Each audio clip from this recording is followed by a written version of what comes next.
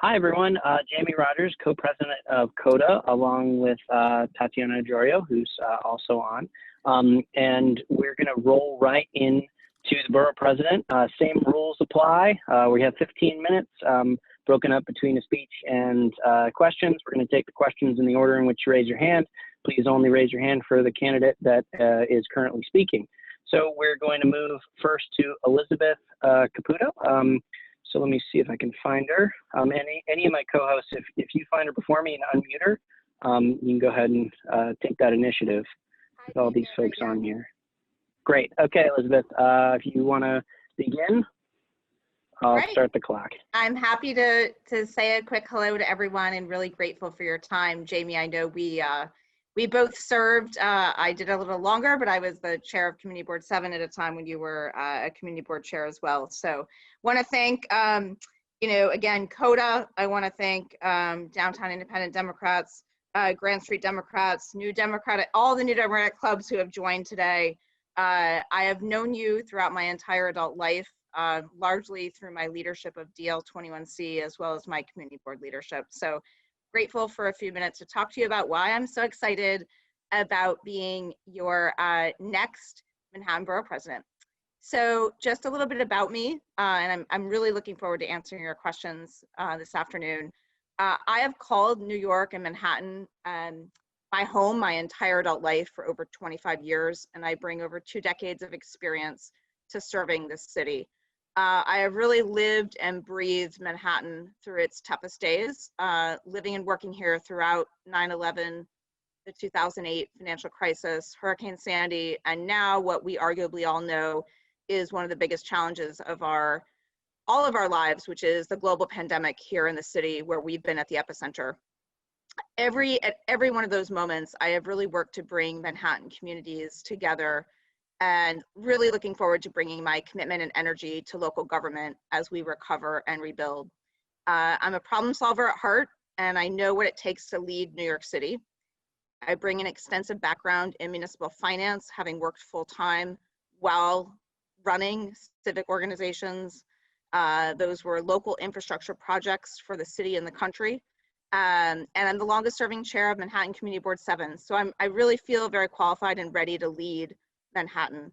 The reason I'm running is because we need strong, innovative leadership right now. I believe strongly, as much as I am a great fan and friends of many of the people who are running for this job, that we need new leadership. It's time for qualified new executive leadership, whether it's been on the pandemic, on schools opening and closing, restaurants, economic development, social, racial, gender inequality. I do not believe that our career politicians have brought the forward-thinking and actionable ideas that we need to get us through this. So as Manhattan Borough President, I'm going to work to get our city back on track and return our borough to what it has been to many of us, and what I call, in a very spirited way, the core of the Big Apple. So I'm all in for Manhattan, and now more than ever, I believe, again, that our city just needs qualified new leadership. My entire career has been about building bridges. I mentioned before that I've worked in municipal infrastructure finance. I've chaired Manhattan Community Board 7. I've run a very large citywide grassroots civic organization where we've hosted many events down in your neighborhood over the years, even though I represent the Upper West Side. I've been downtown many, many years. I worked down there, and I also have spent a significant amount of time hosting events for DL21C there. And I currently work at an international organization that connects US cities to the world. And I believe that's something that I wanted to highlight today for all of you, is that I think we're a global city and a world-class city, and we need world-class leadership for it. And that's exactly what I've done in my day job every day when I work for a living at the World Economic Forum. So my final thoughts before I just sort of go to answer questions, and I'm happy to talk about sort of very specific neighborhood issues and sort of what I've done during my time as community board chair. But I've really brought people together, and I think whether it's affordable housing, transit, sanitation, public schools, reviving our restaurants and nightlife, bringing back arts and culture, those are things throughout the borough that in order to bring people and our friends and neighbors back to this borough, we need to focus on. And we need to also find innovative, humane solutions, not just press ops, to address the homelessness crisis and keep this borough a place where everyone is included. So again, I'll just say again that I think we're at a crossroads and we're feeling it. I've been traveling everywhere throughout the crisis, on the subways, on buses, walking, biking, Inwood, Battery Park City, every neighborhood in between. And I just believe very strongly that our greatest strength is in the energy and diversity of our people. And I am really ready, and after 25 years living and working here, to channel all my experience bridging, really being a bridge between global and local and public and private, to be your champion for the city and borough we all love. So I'm happy to answer specific questions and talk a little bit more about my accomplishments and the work I did while I was a community board chair locally. But again, I'm really grateful to all of you for your time today on a Sunday afternoon, and would very much appreciate learning more about all you're doing and how I can serve you and making this borough the best it can be. And I'd love your support. Thank you. Thank you very much, Elizabeth. We'll go again through the stack of raised hands. First is Kelly Grace Price. Sorry, it was for the last candidate again. I'll unraise my hand. All right, Ben Yee.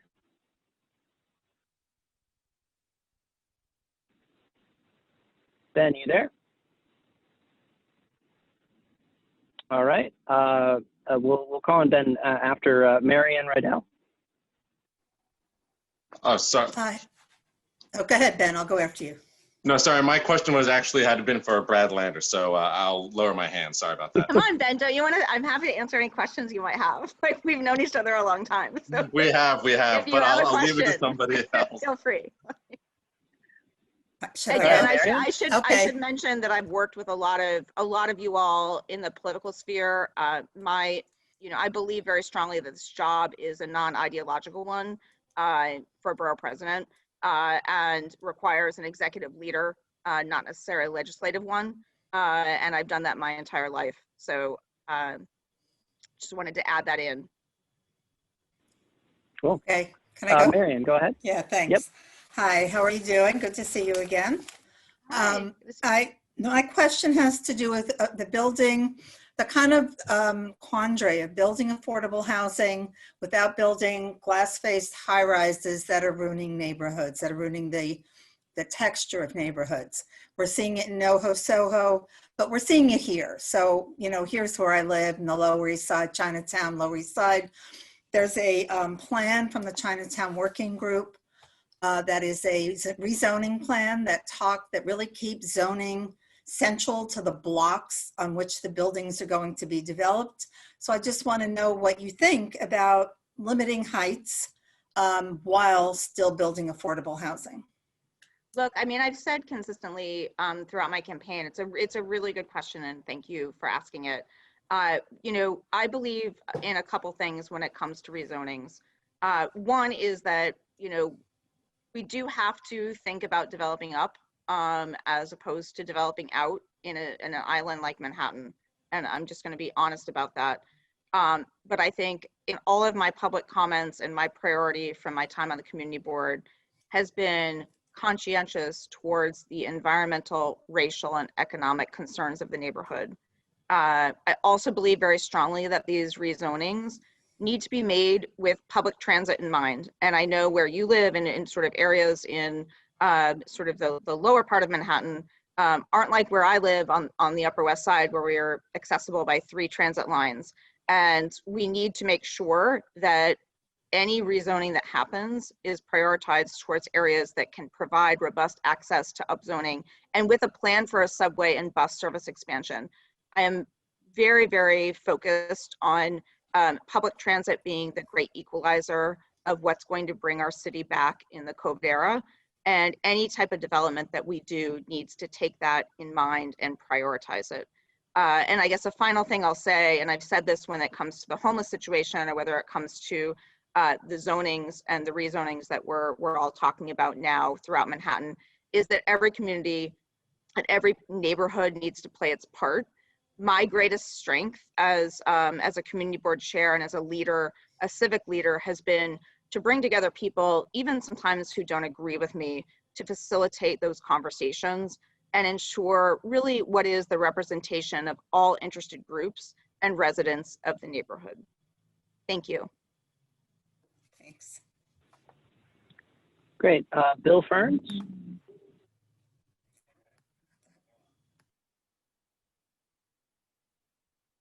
All right, Bill, unmute yourself.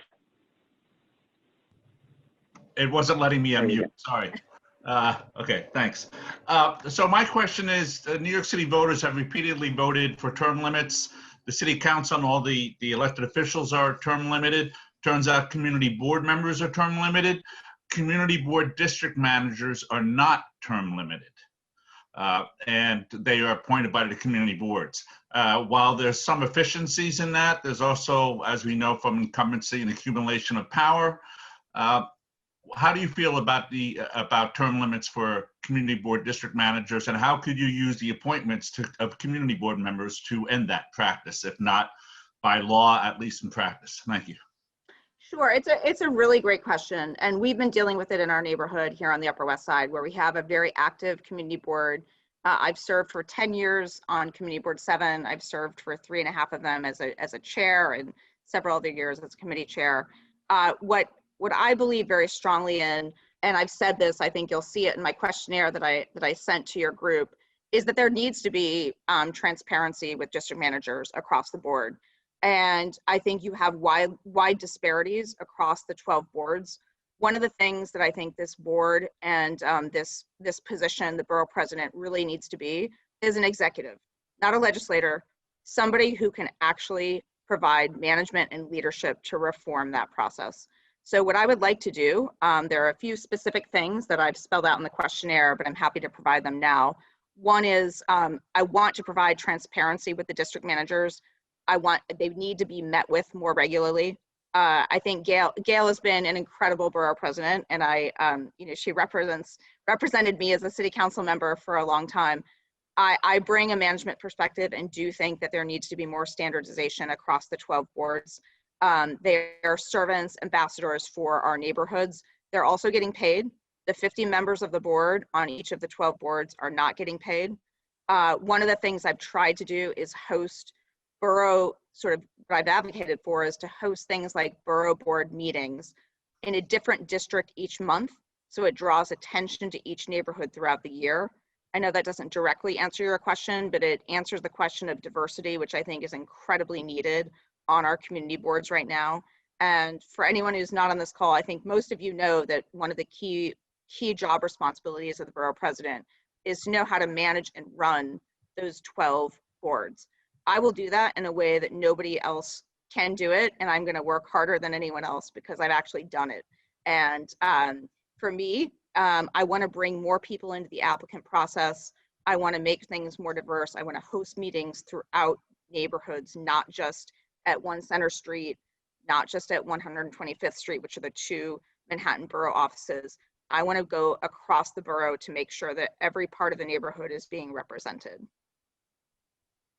Thank you. Thanks. Next, Rachel Levine.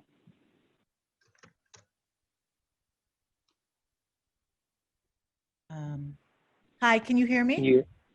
Yep, we can hear. Oh, I think you just muted yourself. Oh, hey, Rachel. Rachel, sorry, you're still on mute. If you could go hit the button in the lower left corner. Yep, there you go. Okay, great. Sorry, I apologize. I'm a Luddite. My question has to do with, because the borough presidency also impacts real estate so much. How do you feel about the legislation that Brad Hoylman has proposed, having a pied-à-terre tax? Sure. I think he's called it the millionaire's tax, or the beyond just the pied-à-terre tax. But look, I may take a slightly different view than some of my other candidates. I believe very strongly, again, that every neighbor and every person has to play its part, and we need to make sure that our neighbors who live here and are spending a lot of money and making a lot of money do their part to stay here. We also want people to stay here and have a tax base. And I think one of the most critical pieces of this job is going to be having the right type of leader who is going to be able to work with everyone, again, including people. I absolutely want people who are making millions and millions of dollars to pay their fair share for these taxes. They need to do that.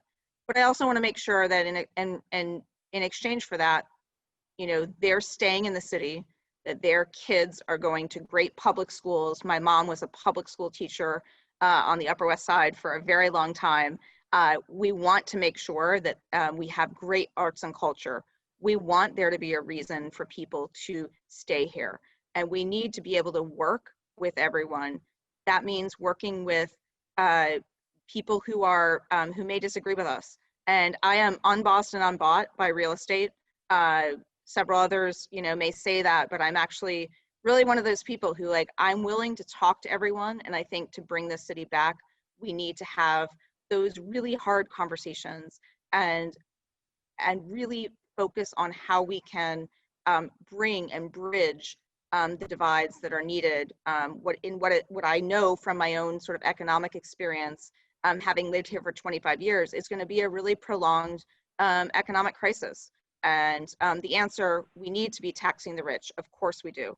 But doing it in a way that it, you know, we need to also be talking to them and figuring out how they can help bring back culture, bring back arts, bring back jobs, forcing them, in addition to paying their fair share, also really holding them like accountable to really bringing back the things that make people want to live specifically in Manhattan. And I think there's nobody better qualified than I am to be able to work with all those communities to make it happen. All right. Thank you, Elizabeth. We're just now at time, and we're going to shift now to Brad Hoyleman. Brad, are you on? Thank you all very much. I really appreciate it. And my website is elizabethcaputo.com, and I'd be grateful for your support, and just want to thank everyone at Downtown Democrats for the chance to speak today. Thank you. Hi. Hi, Brad. Nice to see you, Jamie. Nice to see everyone. What a great turnout. Yeah. So we've got 15, you've got 15 minutes, break it up however you like, between statement and questions, and we'll take the folks who have their hand raised first. Again, if you have your hand raised for Elizabeth, please lower it so the folks who have questions for Brad can go. So Brad, the floor is yours. Thank you so much. Really, it's great to be here on this Zoom. I saw a cartoon the other day. These two middle-aged folks like me are on a couch. One of them has a laptop and the other looks at her and says, I have an impending feeling of Zoom. So that's our new reality. But let me just acknowledge what happened at the nation's capital this past week. I'm just, you know, like most of you, I'm sure, all of us are just so angry and, you know, despondent about that group of terrorists who attacked our democracy. And I just want you to know that I've signed a letter and called for both the resignation of the president, the enactment of the 25th Amendment, impeachment and conviction, anything. We most certainly cannot let this stand and let the clock run out on this presidency. So you have my full support in resolutions that you pass, as well as calling on those New York members of Congress who fomented this riot against our electoral system should be held accountable too. And I'm going to be continuing to work on that, including looking at members of the New York State Legislature who may have been complicit in some of their words leading up to the riot. But back to our agenda, just to tell you a little bit about myself. I know a lot of you, if not most of you, and my name is State Senator Brad Hoyleman. I represent the 27th District, which is far-flung. It runs from Canal Street on the west side all the way up to 72nd, and on the east side, 56 all the way down to 3rd. So with some permutations and cutouts in between, thanks to gerrymandering. But I grew up not in New York. I grew up in rural West Virginia in a town so small. To get to my house, I had to tell the FedEx guy, take a left at the barn that says chew mail pouch tobacco, treat yourself to the best. And it was at the end of the dirt road. So it's been a long journey for me to get here, but 27 years ago, I moved here after winning a scholarship out of West Virginia. Met my husband within the first 6 months. We remain in the village where I've lived all of my adult New York life, and have 2 small daughters, a 3-year-old and a 10-year-old. My husband likes to say we are the oldest parents on our first marriage. Growing up in West Virginia, I really did learn something that has resided with me ever since, which is a love of reading and understanding the importance of public education. So I really want to thank my mom for that. It was a tough childhood, but I got out of there, and I have been in New York, as I said. When I first came to the city, I joined my local block association, became active in my local community board, eventually became the chair, and succeeded Tom Duane when he stepped down after his term, 14 years in the Senate. And for the last 8 years, that's where I've been representing this amazing district that has suffered, as so many of our neighborhoods have, business and the human toll from COVID. But I've been proud to have passed what are considered to be some of the most consequential bills in Albany, especially since we have gained the Democratic majority.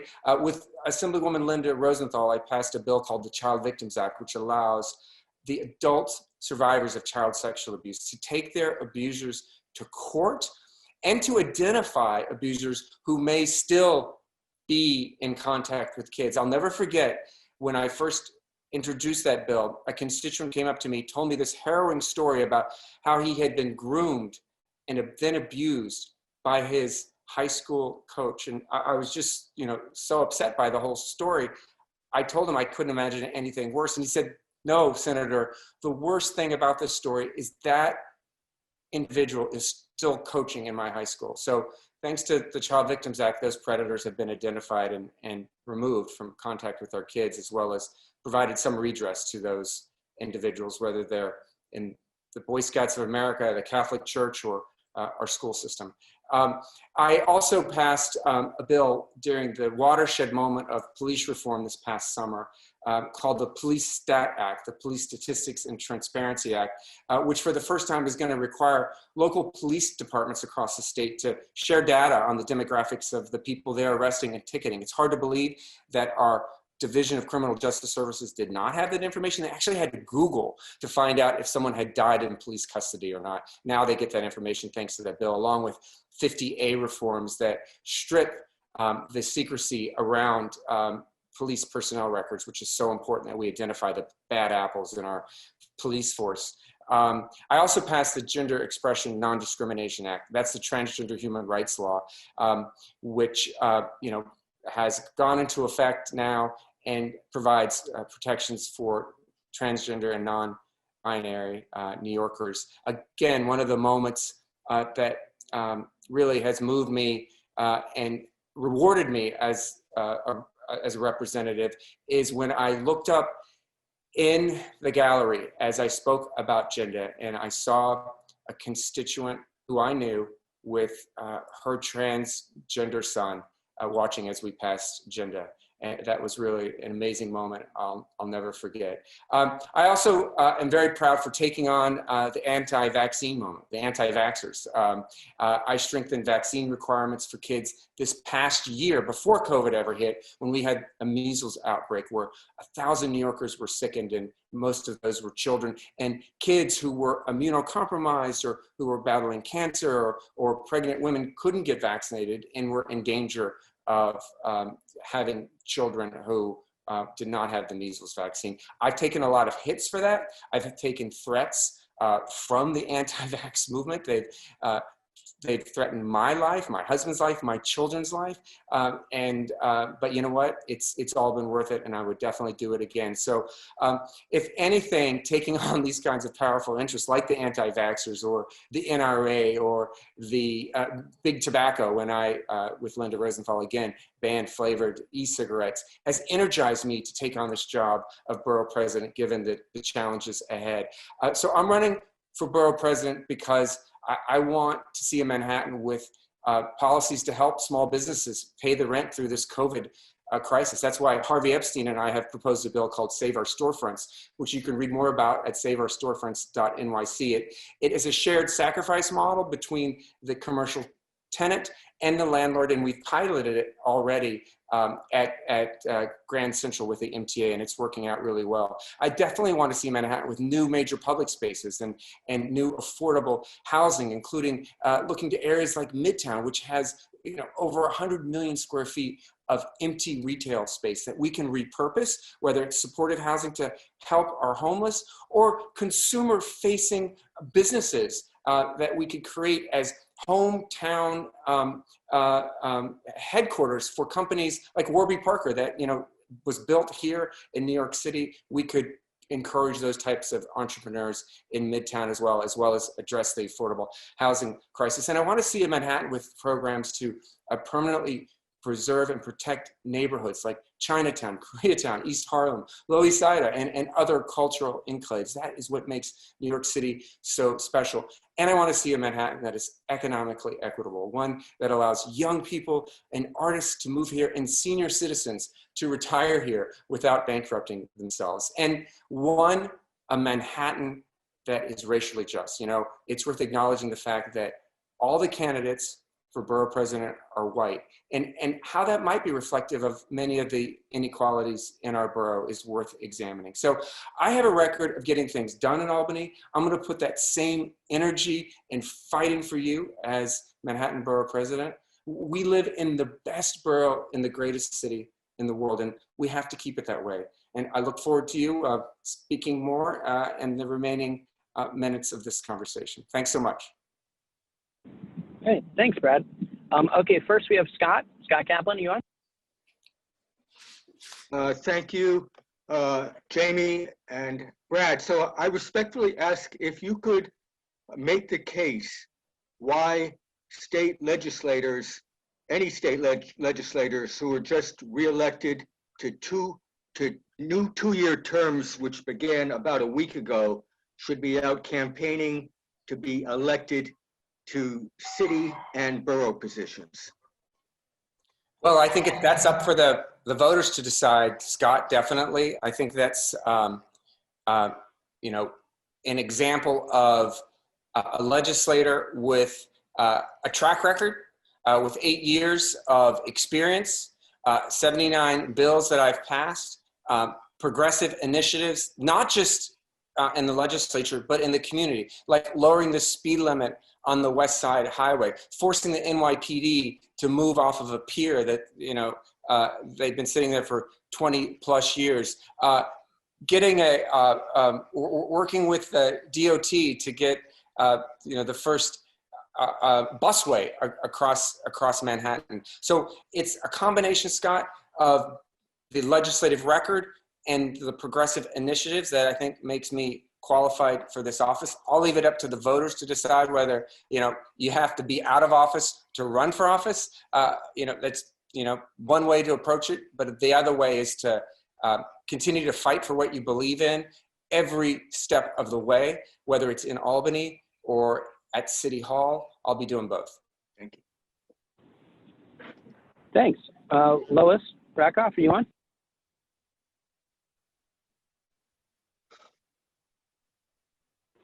Lois?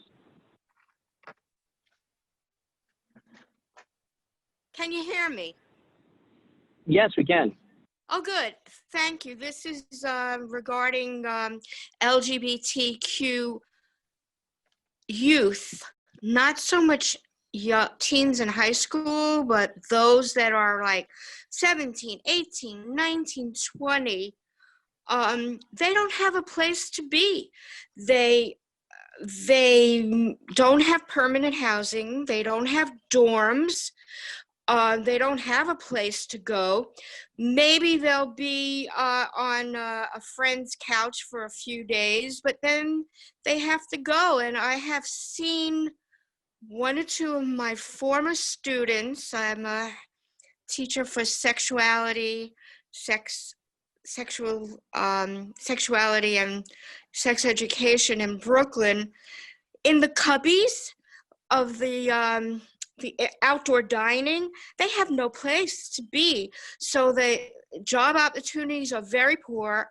And I'm not talking about HEME or the door or Fournay. I'm talking about what as Manhattan Borough President, what can you encourage to help these older young people? For sure.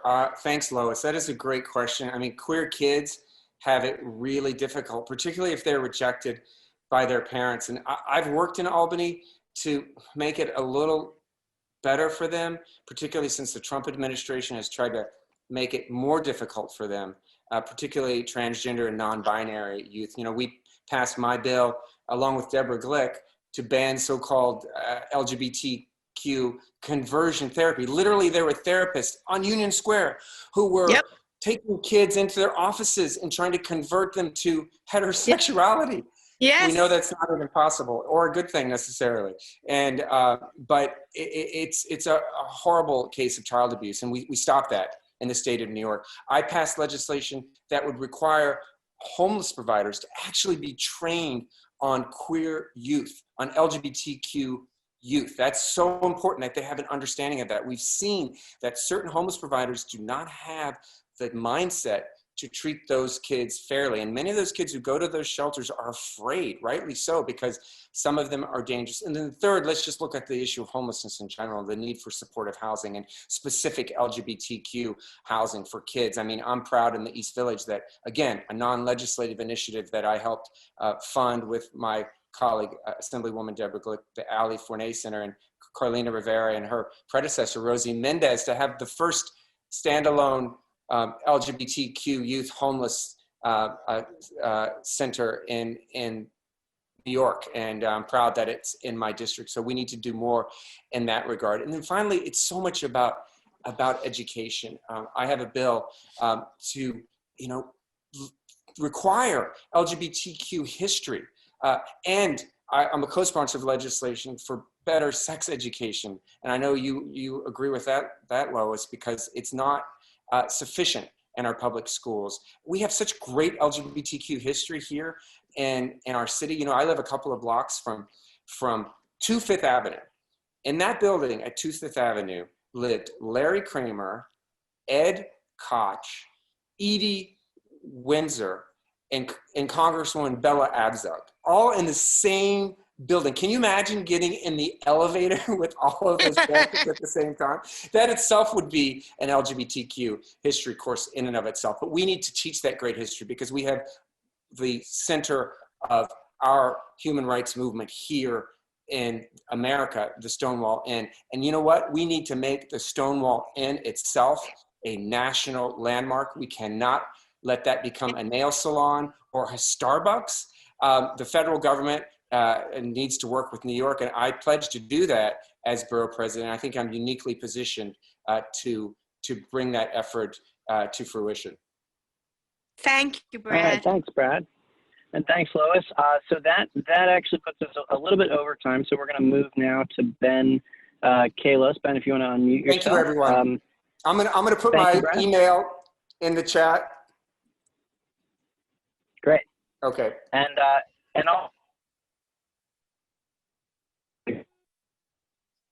obviously folks that are with the campaign should look out for questions for their candidates. So Ben, if you want to unmute yourself, you've got 15 minutes.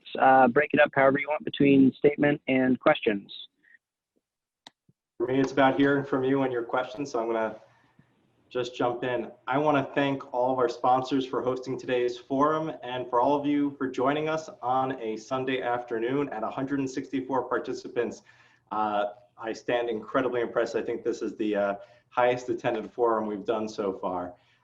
Before I go on, I want to just say that this week we watched a violent insurrection against our nation's capital, instigated by our president, Donald Trump. This was an attack on our democracy, clear and simple.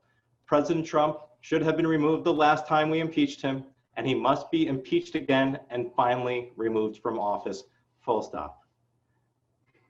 I'm Councilmember Ben Kalos. I'm co-chair of the Progressive Caucus, and I'm running for Manhattan Borough President because anywhere else in America, people struggle to get out. But here in New York City, we struggle to stay. And together, I believe that we can fix that.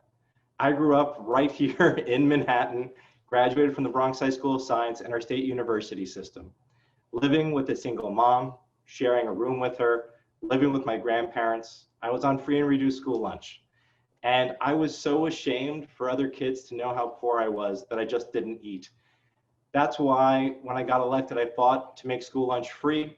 And I want to feed every single child dinner as part of universal after school.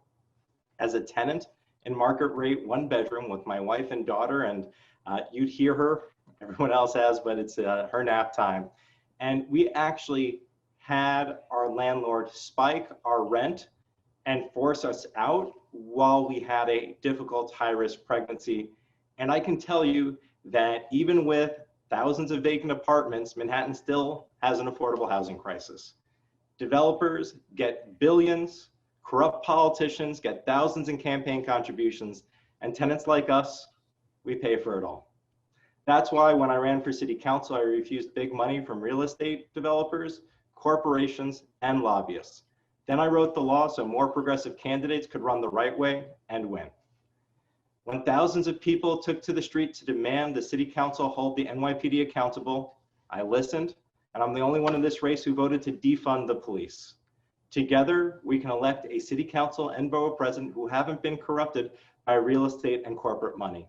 We can prioritize a worker-led recovery, hoping you'll join our team for a city where we no longer have to struggle to stay. We can win a city for all of us. I'd love to hear from you. The questionnaire was incredibly detailed. We submitted something that should be around 8 to 10 pages. I hope you'll take a moment to read it. Otherwise, I see a lot of important folks that I've worked with over the years who are going to, I'm sure, have great questions. So I'm looking forward to that. All right, thank you, Ben. Dr. Gil Horowitz, are you on?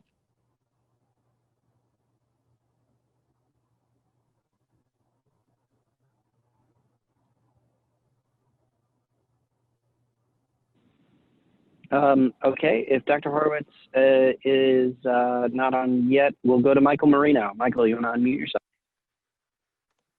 Thanks, Jamie. Hey, Ben. I wanted to ask a question similar to what Bill had asked the first candidate who spoke about accountability and oversight of community boards. My community board specifically, we have a very toxic district manager who basically anytime anyone opposes her says, the borough president does nothing but sign my checks. They don't control what I do or how I act. So how can that be changed and how can that be fixed, especially when the district manager is paired with an absentee chair who basically just lets the district manager do what they want because they're doing the chair's job for them as well? I got my start on Community Board 8 Manhattan when Scott Stringer appointed me. And I think I've actually proven that when elected officials support their community boards, we can be unstoppable. I've actually funded urban planners for all of my boards, and this year I actually supported urban planners for every single community board. And so just what you're saying is so foreign to me, because I will tell you on Community Board 8, while I was a member, we hired a new district manager. Since I've been a council member, we've hired a new district manager as a borough president. As a council member, I supported term limits for the community boards. It was very controversial. I had to fight REBNY on this. They were on the other side of it, and they're going to go into effect in 2029. A lot of the community boards have term limits for chairs, and as borough president, I'd want to try to standardize the rules across the board, but there should be turnover. Turnover is a good thing. One of the things that I did with Gail Brewer is we actually worked together to introduce and pass a resolution to put teens on community boards. And just to be clear, the board where I have the most appointments has seen the highest turnover in Manhattan because I started taking people off who stopped participating or showing up. I appointed new members from high schools, union members, retirees, where people of color have better representation. The board has a new face, and now it's fighting for affordable housing, good union jobs, safe streets for cyclists and pedestrians. There's also, just as part of the charter, not only did we do the term limits, which was overwhelmingly supported by the voters, but we also did urban planners, transparency around who actually gets appointed. And so I'm hoping that together we can have community boards that represent their communities, where the board members are empowered, and happy to work with you on that. All right, thank you. Ethan Resnick, if you're on, you can unmute yourself.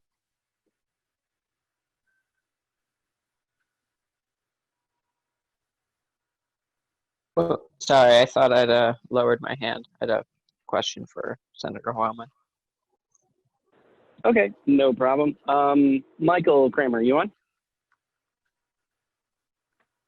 Yes. Historic districts are under attack by the YIMBYs right now.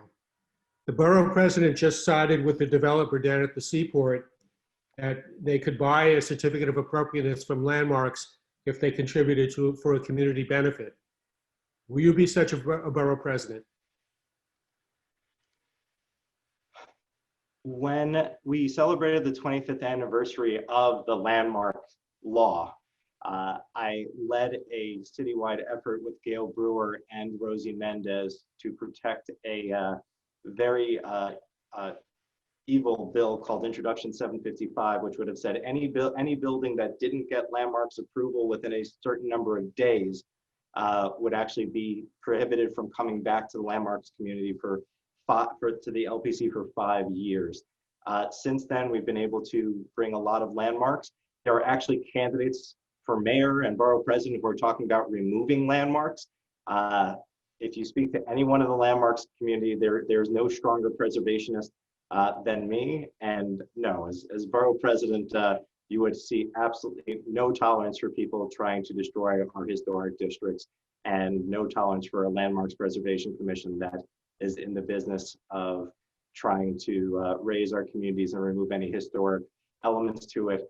Along those same lines, I'm a little bit tired of the current LPC that is telling me that cultural landmarks, places that were the birth of jazz, that if they don't have the right architectural elements, that gets to be bulldozed. So much of our cultural history, particularly in lower Manhattan to northern Manhattan, is cultural in nature and needs to be protected and preserved.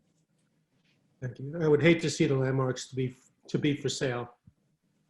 I've never taken money from the real estate community. I never will. I've always refused it. And please touch base with any historics group. I will stand up to the developers for our landmarks any day. I'm a preservationist. Thank you. Thank you, Michael. Janine Kiley? Hi, good afternoon, Councilmember Kalis. I sort of a follow-up question to that. What land use policies do you support for increasing the supply of truly affordable housing? You talked about preservationists. I want to be more specific. Do you support or oppose upzoning historic districts? Do you support, or where do you stand on selling NYCHA air rights? And if so, how would the proceeds be spent? And how would you work with the city in this tight budget environment to purchase privately owned vacant offices and hotels and converting them immediately to affordable housing versus waiting for this sort of trickle down development for housing? Thank you. That was, I think, 7 questions.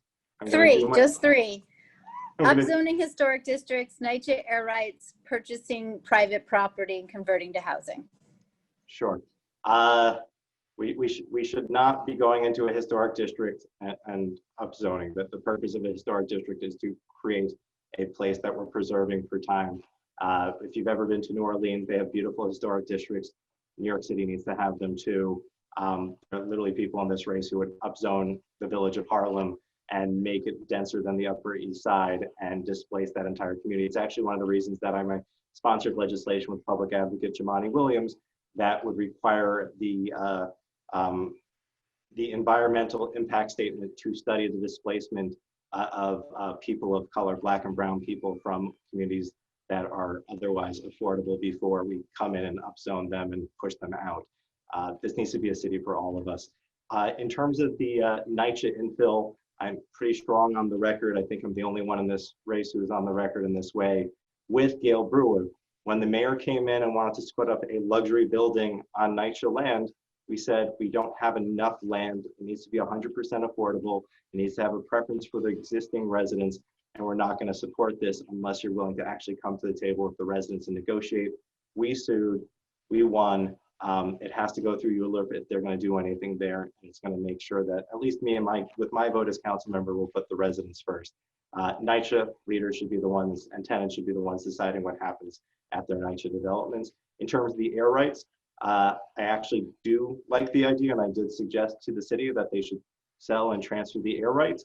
The one thing is I want to be cautious to make sure that we're not just moving the air rights southernly across the street so that low income, majority people of color end up living in the shadows of the wealthy.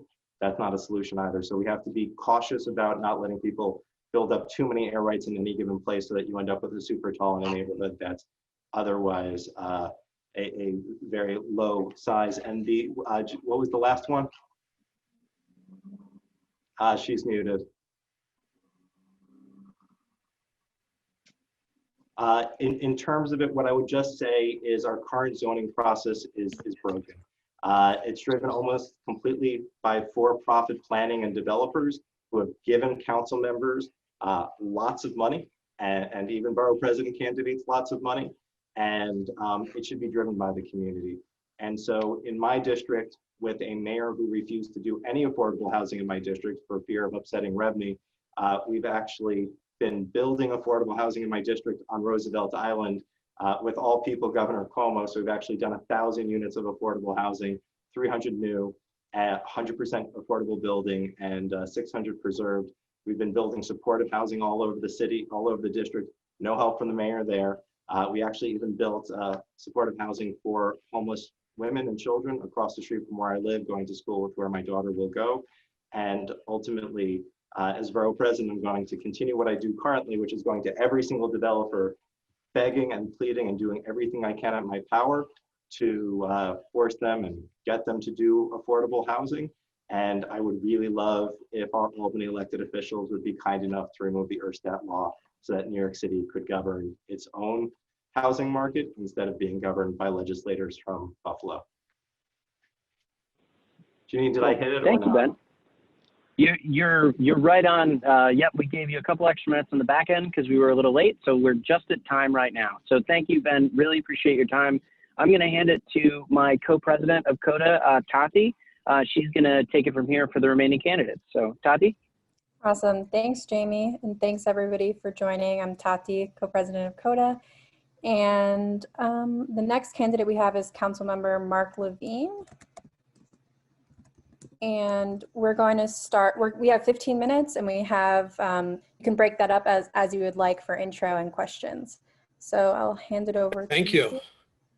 Thank you so much, Tati. And hello, everybody. I'm really honored to have the chance to spend some time with you today. Of course, I'm Mark Levine, City Council member from Northern Manhattan, chair of the City Council Health Committee.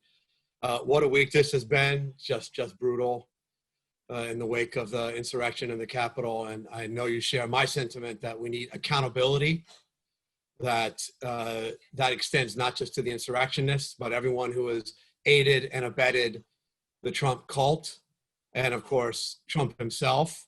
And he needs to be removed from office. He doesn't have a Twitter account anymore, but I'm certainly quite concerned that he still has access to the nuclear codes.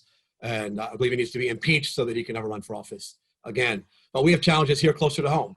We have a lot to fight for at a time of crisis in the city. And really, I've spent my entire adult life fighting on behalf of this city since the day I graduated college with a physics degree and became a bilingual math and science teacher and proud union member at Junior High School 149 in the South Bronx. I went on to start a community development credit union, kind of like a cooperatively owned bank in Uptown Manhattan, that has now made $25 million in small loans, microloans, helping low-income families uptown do everything from buy their first home computer to start their own business. And I'm really proud now to have been elected twice in one of the most diverse districts in New York City. I represent West Harlem, part of the Upper West Side, and part of Washington Heights, where I live with my family, our two sons, who are public school students, one high school and one CUNY. In my first term, I chaired the Parks Committee, where I fought and won millions of dollars for parks that had been neglected in low and moderate income neighborhoods to support gardeners and maintenance workers and the other investments that they need to be healthy green spaces for their community.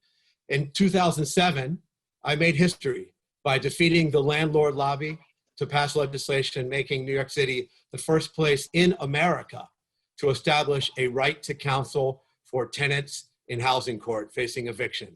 This has been a game change. This policy has now been replicated in 7 cities nationally.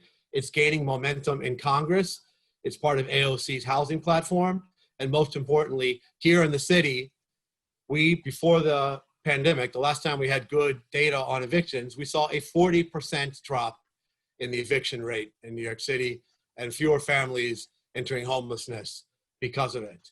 I think, as I mentioned before, I think many of you know that this term I'm chairing the Health Committee in the New York City Council. And in that capacity, I have fought nonstop against this pandemic on behalf of science, on behalf of equity. And I've done it no matter who I've had to take on at every level of government. And I'm running now to be your next borough president to take that fight to the next level, because this is our moment to go big. We must go big, to do even more to protect vulnerable tenants, to take unprecedented steps to save our small businesses, to do big things, bold things like creating a public bank in New York City that can invest in social, economic, and racial justice, to reimagine street space in a way that prioritizes people over cars, to double down on investment in parks and open space, and to push forward sane climate policy so that New York City does its part to curb the emission of greenhouse gases. Ustedes saben que no importa el idioma que usted hable ni dónde haya nacido, que seguiré luchando por usted, al igual que he hecho durante toda mi carrera. Ese es mi compromiso. I am so excited now to chat with you about the future of our borough, about downtown Manhattan, and about how we can build back to be a fairer, smarter, and healthier Manhattan and New York City. That's why I'm running to be borough president, to wage that fight on behalf of you. And I'm excited to have this opportunity to chat today. Great, thank you, council members. Our first question is from Lynn Ellsworth. You can unmute yourself. I just asked you to unmute. You on? Great. Sorry, my question had been for Kalos. It was already answered by somebody else. All right. So the next question is from Kathy Nazari.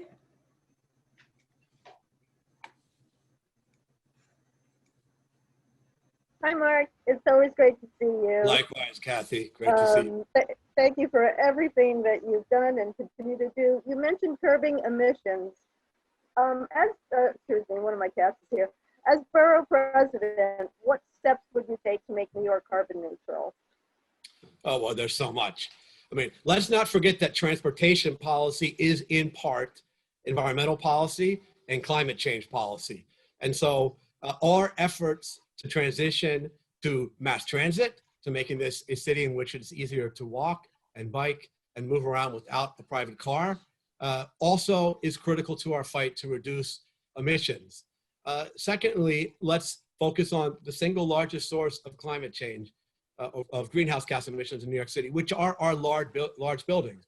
And I am really proud to have been a co-sponsor on landmark legislation that we passed in the New York City Council that put New York City in the forefront globally in not just incentivizing or recommending, but forcing large buildings to dramatically reduce their reliance on power that is generated through the use of greenhouse gases. And this is a big legislation that's going to require years of difficult implementation, and that's going to fall in part on the next borough president. But this is our chance to model for the world how we can curb emissions in large buildings, which really are the largest single source of spread. But this has to be at the forefront for the next borough president and everyone in leadership in the years going forward. Great. The next question is from Kim Sillen. Hello, thank you. I'd like to go back to the East River Park issue that somebody asked about much earlier, and the resiliency plan. It has come to light just in the last couple of days that there is no value engineering report that the city had been talking about as the reason for scrapping the first community-based plan for the resiliency plan. And I was wondering what, as borough president, you would do, whether the current plan has gone forward by the time you would be borough president, or whether it's been stalled. How would you handle that?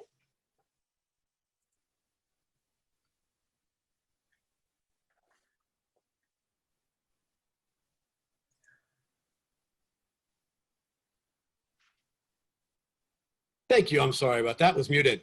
Thank you for asking about this critical plan. I mean, it's just reprehensible how the de Blasio administration has handled this project after years of community-led planning to just simply switch the game at the last hour. Really was just profoundly unfair. And I certainly have a lot of concerns about whether there'll be full funding for this project. I mean, the ultimate nightmare would be to leave this project half done and get no environmental benefit and all the horrible disruptions.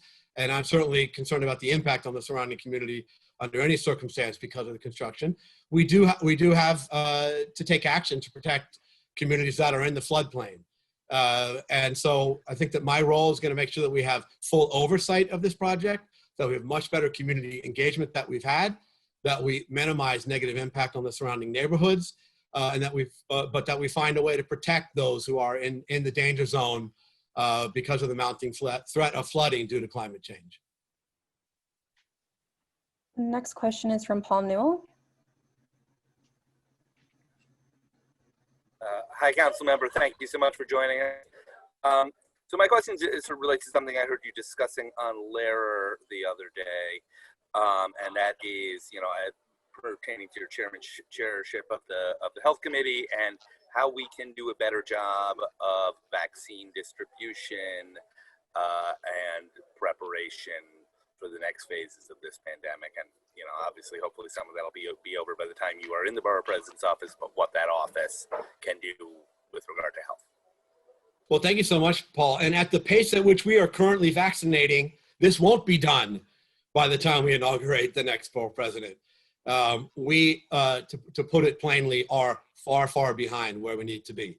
Even after some increase this week, we vaccinated less than 80,000 people. We need to be vaccinating 400,000 people a week if we're going to get to herd immunity by the middle of this year so that we can have something like a summer to look forward to.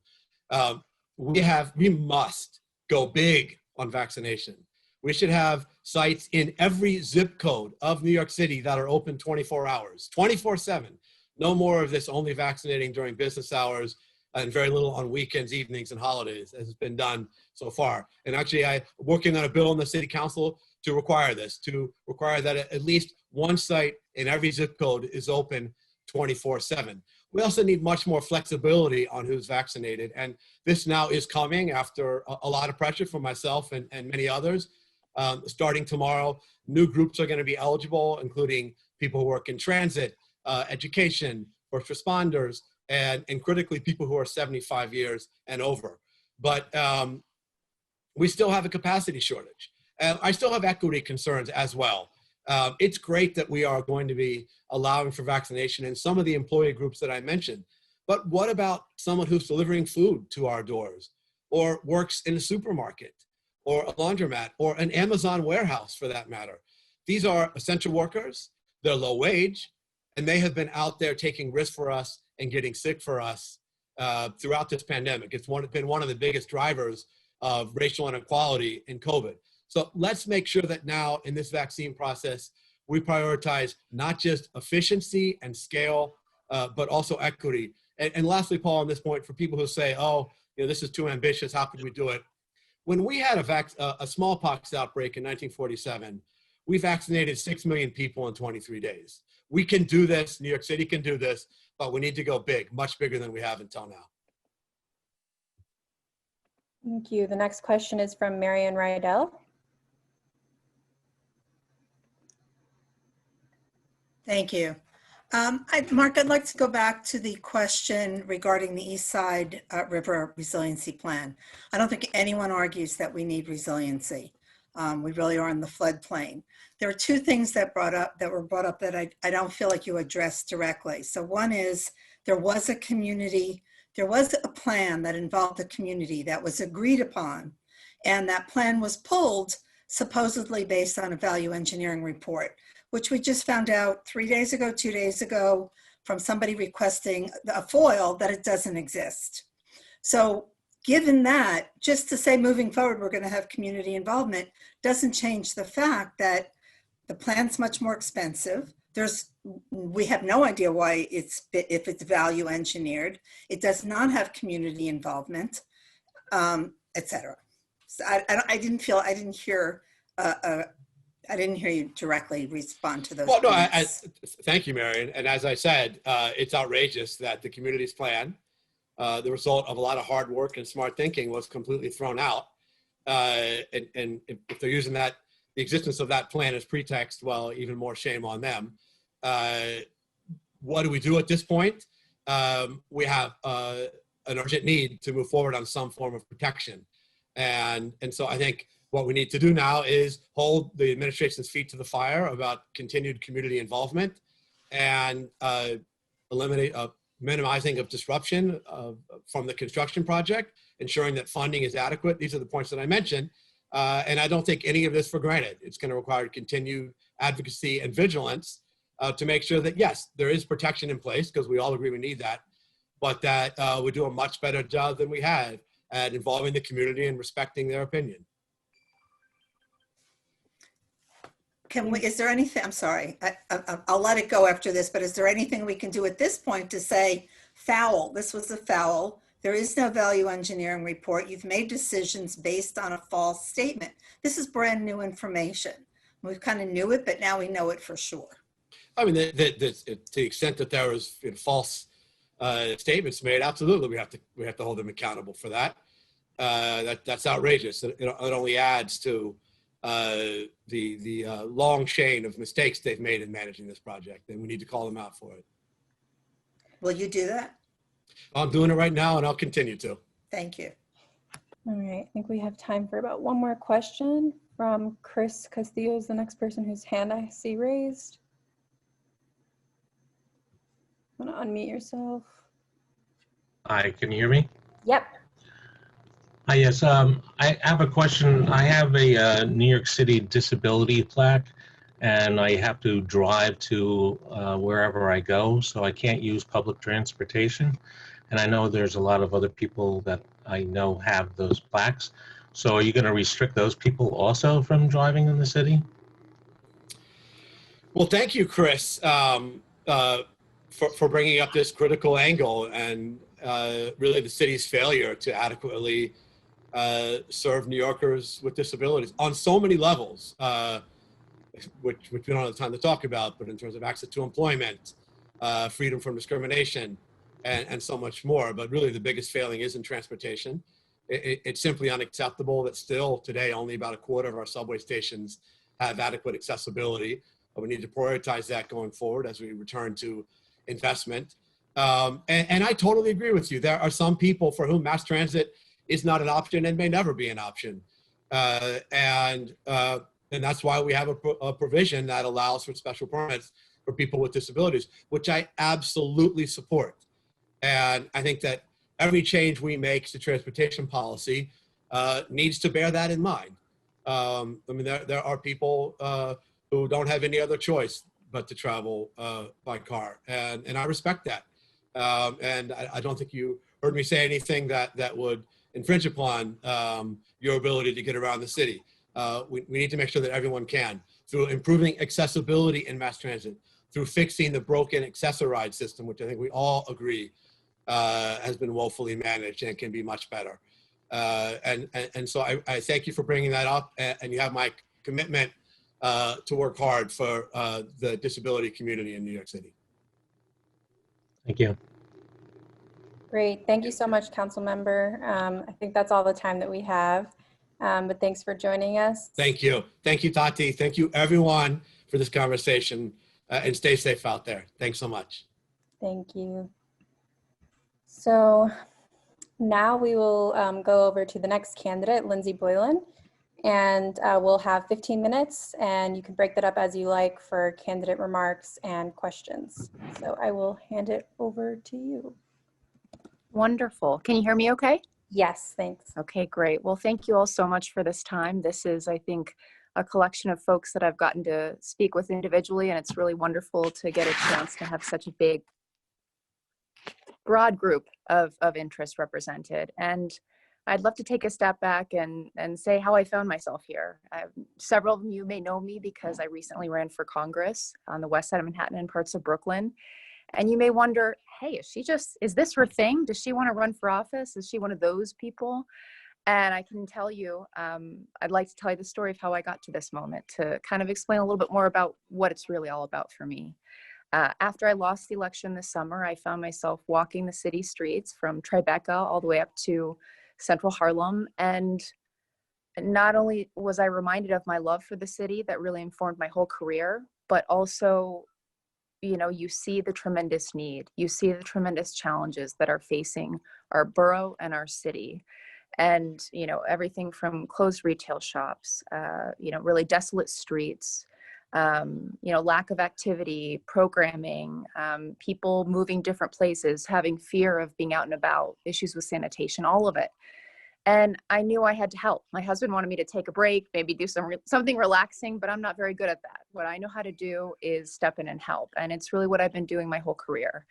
I've spent my whole career in urban planning. I moved to New York with $100 in my pocket, and I bugged a famous urban planner, Alex Garvin, until he gave me my first job in New York, thinking about how to make public parks work for people. Ultimately, I spent the next decade primarily managing public parks, most notably Bryant Park, but the pedestrianized plazas of Broadway, making them work for people, making them safe, making them positive, making them interesting to return to. And during that time, I got my business school degree at Columbia while working full time. Afterwards, I went into municipal finance because I wanted to understand how you fund infrastructure, this infrastructure that I was so passionate about making work in the city.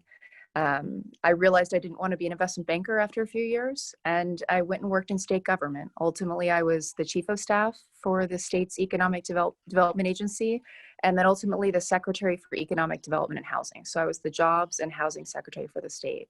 And that was a tremendous opportunity in so many ways. During that time, I got to help pass the $15 minimum wage with the business community's buy-in. I oversaw the state's recovery work in Puerto Rico after Hurricane Maria, oversaw the Office of Storm Recovery, which continues to this day to disperse funds post-Hurricane Sandy. And I got a real introduction to housing. I mean, we all know it in our own ways as New Yorkers. I moved 9 times in 10 years in my first decade in New York. But it was a real passion to learn about once it came in my portfolio as the Secretary for Economic Development. And when I think about the challenges in front of us in this city and frankly this country, there could be no more important job to me than the borough president. This person is supposed to be your advocate to make sure all the investments, all the tools we use in the landscape to make this city more livable, more equitable, more sustainable. I'm hearing a lot of that about issues downtown. This is the person who you're empowering to enact all the things that are incredibly important to you. That doesn't just mean in terms of capital investments and community board appointments and responses to zoning and land use. It also means in how I will bring together different agencies that dysfunctionally create problems in communities when they look beyond communities instead of at communities at what their needs are. And that's what I'm hearing a lot of. It's been a real opportunity for me already in this race to get to know some of the folks in this meeting.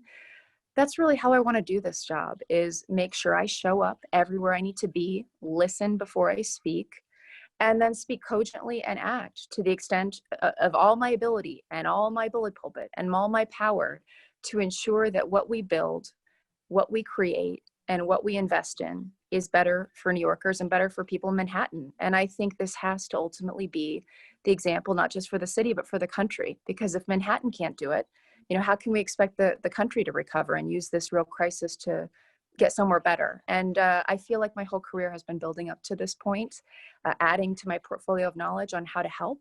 And it would just be the most incredible opportunity of a lifetime to get that chance. And I'm really excited to be here today with all of you. On the personal side, I'm raising a 6-year-old daughter with my husband, and she's the light of my life. And everything I think about creating for our city, I think about creating for her too.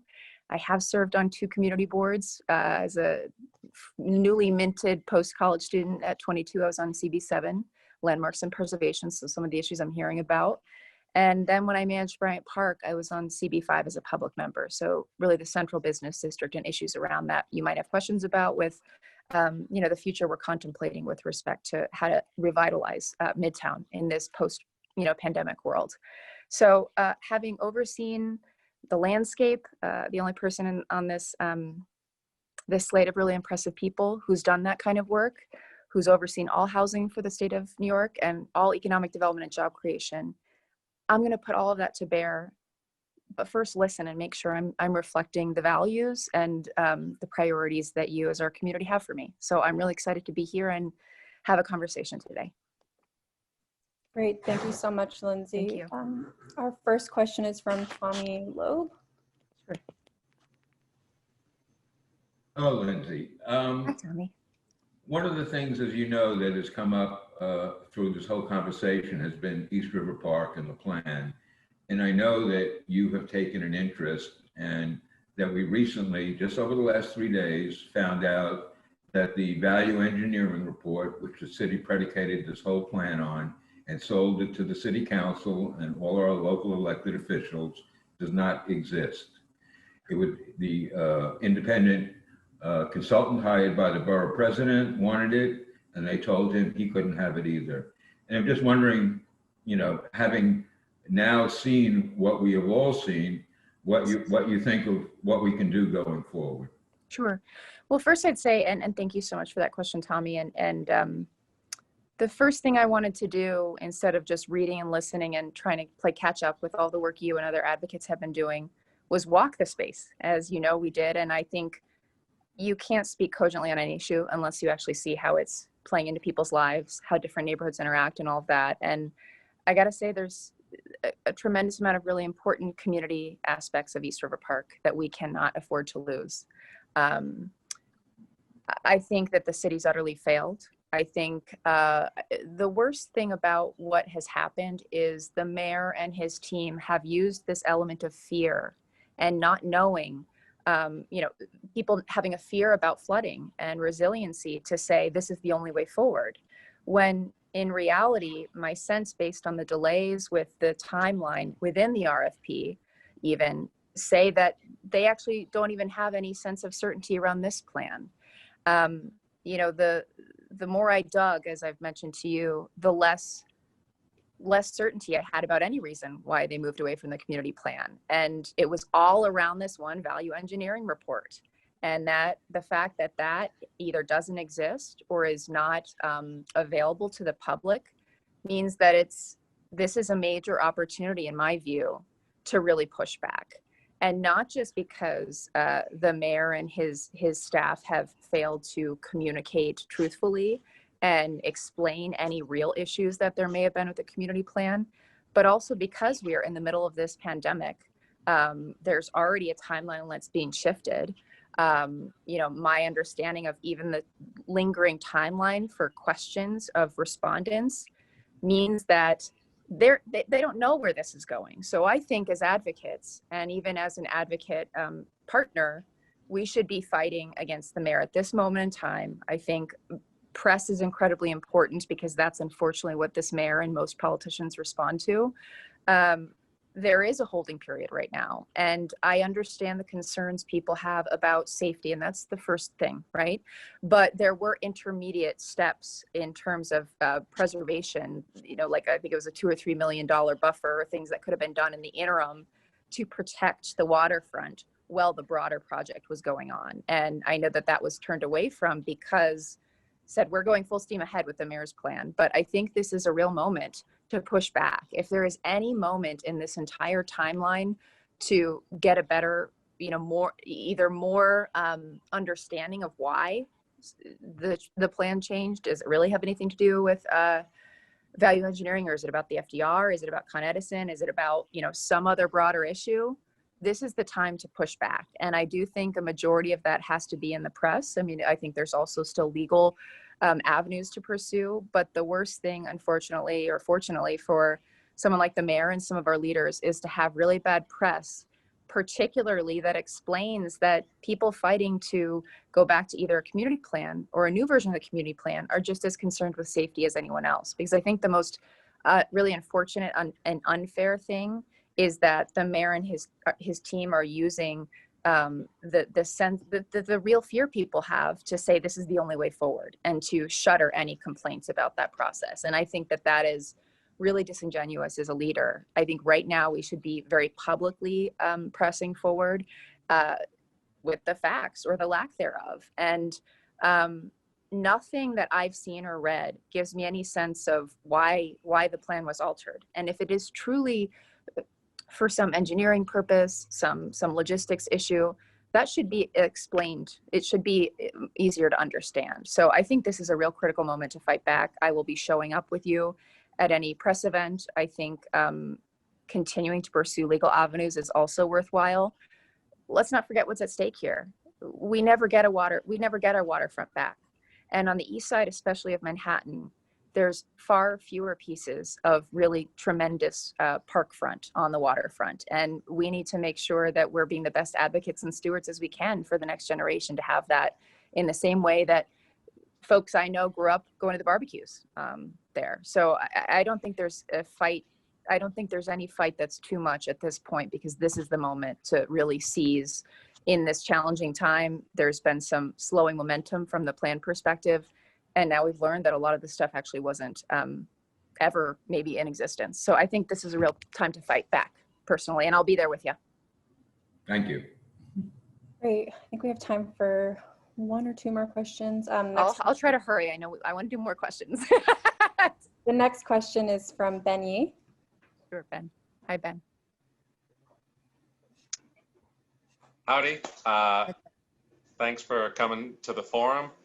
You had mentioned that you did work with the Parks Department and you did economic development, but as I'm sure you're aware, the Borough President's office is very different from being in the executive. It doesn't have any real direct control over, well, many things. I was going to say anything, but certainly many things. So I'm curious to hear, I've known a lot of the other candidates for a long time. What sort of experiences do you think you're bringing to this role, and what sort of tactics are you bringing to the Borough President's office and this race that you think are going to help you accomplish what you view as the biggest problems in New York? And what are those problems, and how can you use the Borough President's office to legitimately address them? Sure. So we don't even need to go past East River Park in this example.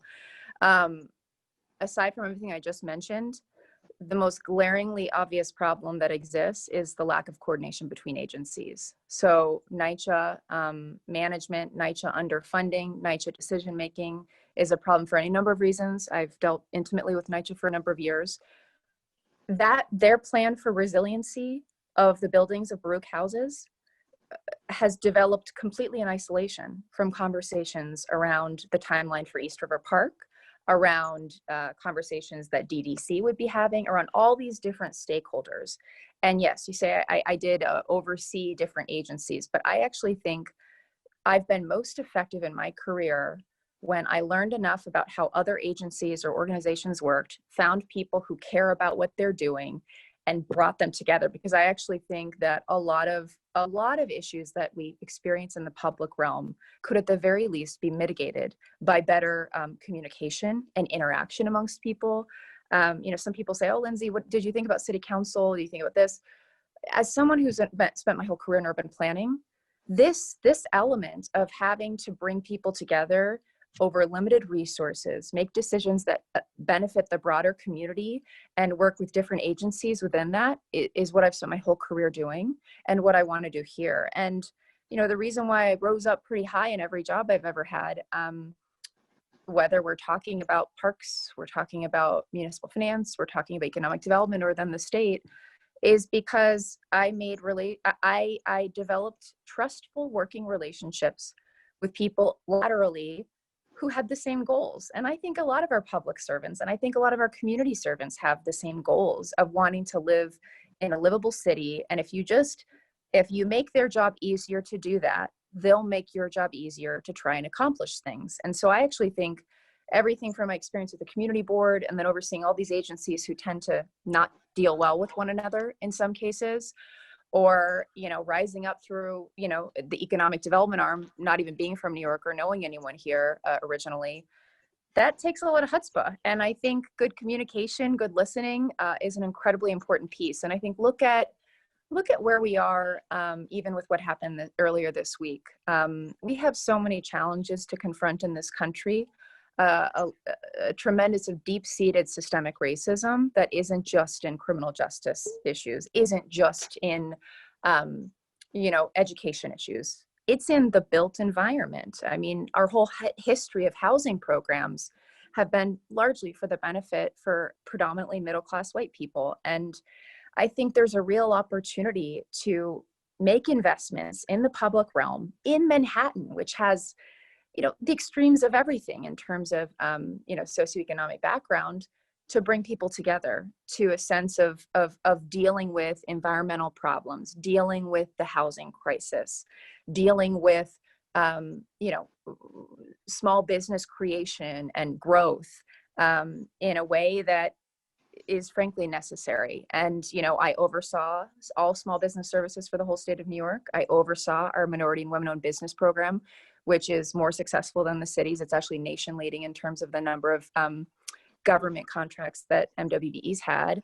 I oversaw housing and community renewal. So it's, all of the different housing concerns, not just talking about mandatory inclusionary housing, which is one very small piece of the puzzle to dealing with housing. I mean, we've got to do low-income housing tax credits. We've got to do a next generation of Mitchell-Lama. We've got to do vouchers that actually cover the cost of market rate housing. We've got to do much more infill. We've got to preserve NYCHA, not privatize it. And no one else in this race, even, when the good councilman, Kalos from the East Side, was talking about the work on, Roosevelt Island and housing preservation, that was work that the agency did under my leadership. And so, I've been doing this important work for a very long period of time. And I think as important as knowing how to bring people together is doing so in a trustworthy way and also listening. I know you're asking me questions today, but I really do think that being a genuine good listener, understanding the organizational issues that come up that prevent different administrations from working together, and frankly, being willing to call a spade a spade. So I think, if people don't know that much about me, they know that I'm probably willing to speak up when necessary. And I think we're going into an era, especially with an austerity budget, whoever the next mayor is, a limited amount of federal aid, and a governor who's not inclined to assist the city to the extent it will need help. We're going to need some people who bring out the Manhattan elbows when necessary to fight for what we need. And I'm going to do that too. Great. Thank you so much, Lindsay. I think we're just about at time. I'm sorry, I'll leave my information. I can talk for a long time, but I'm very excited for this and I appreciate the opportunity.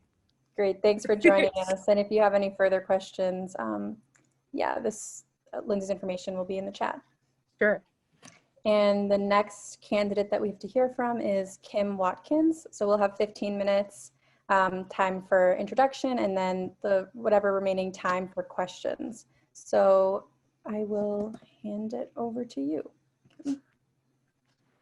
Can you hear me? Yes, thanks. Great.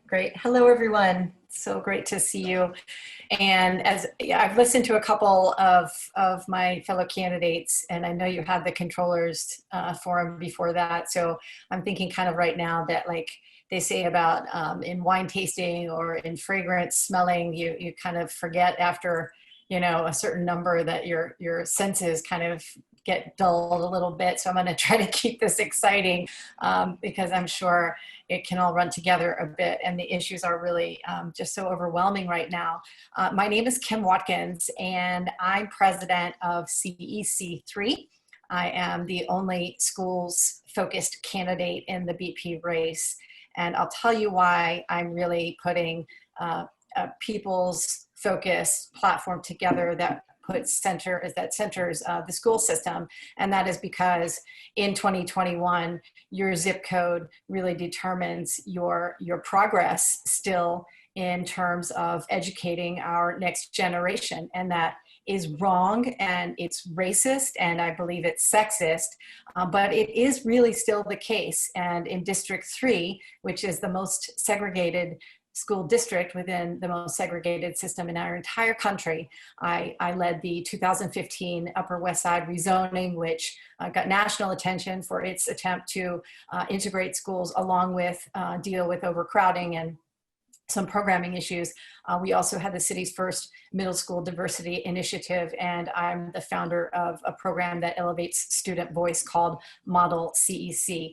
I believe that if we continue to build housing and focus on development in areas that where we have divested in our public school system, we're going to continue to struggle to bring up and help our next generation prepare, not just to get a job, but prepare for a life as a contributing adult, as an informed citizen, and participant in the democratic process, which in my opinion is one of the biggest challenges that we have in our country today. So my platform, my campaign is really people focused and centered around the concepts of intersectionality in some of the most significant issues that we have. My top priorities in many ways, as I said, relate to the school system, but then reverberate out into the greater part of the way our borough functions and the way that the borough president office functions. In my opinion, the issue of spending as much energy and time and community sort of discussion on all of the issues that we know to be really contentious. I've heard a bunch of them today. I mean, there's the East River resiliency issue, and of course there are development issues happening in so many different parts of our borough.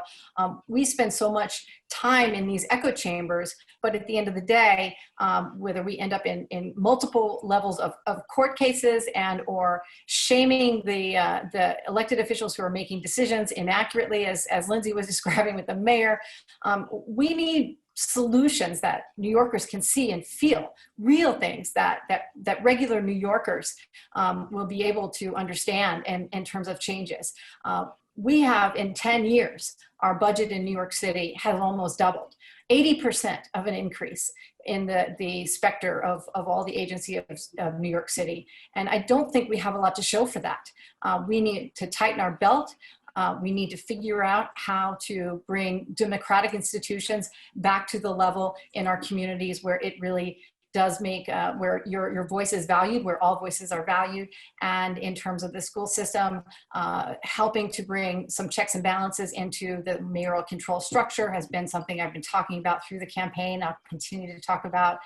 In addition to that, I am a member of my board, my HDFC board. I live in HDFC in Harlem. I want to see us talk about more home ownership. You know, Manhattan has a 20% home ownership rate. That is really, really low compared to the rest of the city. It's at around 33%. But what we also know is that only 20% of that 20%, right, 4% are apartments that are owned by Black and Latinx New Yorkers, and that's really unacceptable. We've got to focus on that. We also have to focus on giving priorities to our essential workers. Again, if you think about the school system being so intersectional with respect to everything else that goes on, we can't, our teachers and our nurses, our firefighters can't afford to live in Manhattan. We need to make sure we give priorities to the people that are helping our city operate. And then the last thing that I'll say is that I started out my campaign on the East River. I am a runner. I'm a marathon coach for the Roadrunners Club, and kicked off my campaign in October running the perimeter of Manhattan. And I'm in the process of running all 508 miles of our borough. Like Lindsey, I too believe very strongly that you need to see every single thing going on in order to get a sense of how our city operates. And it is the lack of planning, the lack of long-term planning for climate change, for our school system, for the next pandemic. we need to really get serious about what the next generation is going to be left with if we do not make some changes. So I will take your questions now. And again, thank you so much for having me. Great, thank you. And thanks again for being here. The first question I see is from Io Harrington. So can you hear me, Tati? Yes. Okay, great. So I want to ask the question of you that I would have asked if Mark had time been available. I hear that you live in an HDFC, as do I, on the Lower East Side. A couple of years ago, there was a move to try to monitor HDFCs in order to make sure that they were getting the support that they needed, and also to make sure that they were operating. Most of ours are self-managed, so that they would remain affordable to the community. For other folks, there are 33,000 citywide. If you read in the chat, there are rentals, there are co-ops. West Beth, there's a rental meant to provide affordable housing in perpetuity, and all of the other 33,000 co-ops are meant to provide affordable housing, each unit to its community in perpetuity. In many communities, including yours, due to lack of monitoring by the state or the city, they have sold for between $500,000 to a very few over $1 million, which makes them automatically unaffordable to communities forever. Yeah. What is your position about the need to provide some kind of monitoring to ensure that no other units are sold for those outrageous amounts? You know, it's such a timely question for me, because we literally just had this debate in my building, having reached the expiration of the flip tax and what to do for our own cooperative organization moving forward. And we call ourselves, we have multiple generations of residents, of shareholders in our building. Some of my board members are actually their parents were original members in the building. The thing that I think is most relevant, there are two things. One is that flip taxes are a really interesting filter for cooperative organizations to use to make sure that investors are not coming in, and that families are not moving in to use them as second, sort of pied-à-terre type houses, and or rent them out on like, what's that thing called now that's sort of going away? Airbnb. And that has been happening, was happening in our building. So there's the increased size of a flip tax, I think, is a really interesting way to navigate those treacherous waters. And then the other piece is education. The thing that I find a little bit tricky, I read some of that legislation, like the ombudsman, that there was a bill in the assembly that sort of put this idea forward of having someone that you had to go to check in, and we had to pay a small amount for that. All of those issues are, I mean, they give the government a little too much control, or could lead to the government having a little too much control over organizations that are supposed to be managed independently. So I think that education among the cooperatives is the strongest way that we can help communities stay, keep their buildings strong, but also make sure that they have the money that they need to operate. Just to follow up on that, so you are not opposed to individual, because most HDFCs operate wonderfully, manage well, but for those, again, who take, sell for those amounts. So are you saying that you have no problem with there not being any monitoring of how these units are sold? Because the bad actors are always going to be the bad actors. So education is not going to change that, whether we're talking about HDFC or we're talking about restaurants. Yeah, no, absolutely. There have to be rules. There have to be regulations that are in place. Sort of the way that we understood the ombudsman legislation seemed a little pervasive, a little too much a little much too much involvement at the government level. But I do think that the rules and the regulations should be required, and we have to file statements and participate in various disclosures as part of our business. I think that's absolutely required for any organization that takes advantage of this type of program. And I think we need to expand it, quite frankly. I think that we need far more opportunities through equity earning that develops intergenerational wealth and quite, also gives people agency in the homes where they make their lives, where they want to thrive. So thank you. I hope that helps. Thanks. The next question we have is from Kathy Nazari. Thanks, Kathy. Hi, Kim. You mentioned that we have a lack of planning for the next pandemic, and we've heard from the medical community that it's not a question of if, but when. With nearly 500,000 cases of COVID in New York City and up over 25,000 deaths here, and we know that the pandemic came from a live animal market. New York has, in the 5 boroughs, we've got nearly 100 live animal markets with countless violations. The Department of Health is doing absolutely nothing about that. Would you use zoning as a way to address this problem? What an interesting idea and question. I have not formed an opinion specifically about that particular issue, but I do think that as a whole, there should be, we should set standards for the ability of a particular market to sell, to use the science to make sure that we are not taking risks that put other people's lives in danger as a function of the food industry, of preferential, delicacies, I guess, that come from different parts of the world. It's tricky because I think even in the most regulated sense, the idea that that something could get into our society, onto our streets is probably still pretty high. Viruses are natural organisms. They're not going anywhere.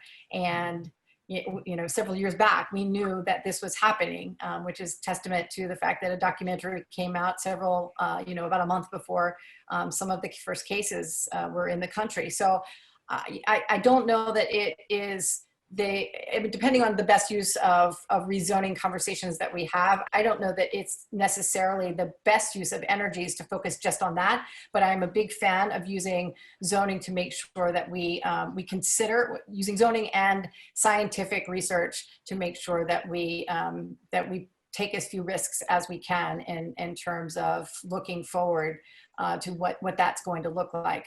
I will say, and I think this is worth noting, that we have good data.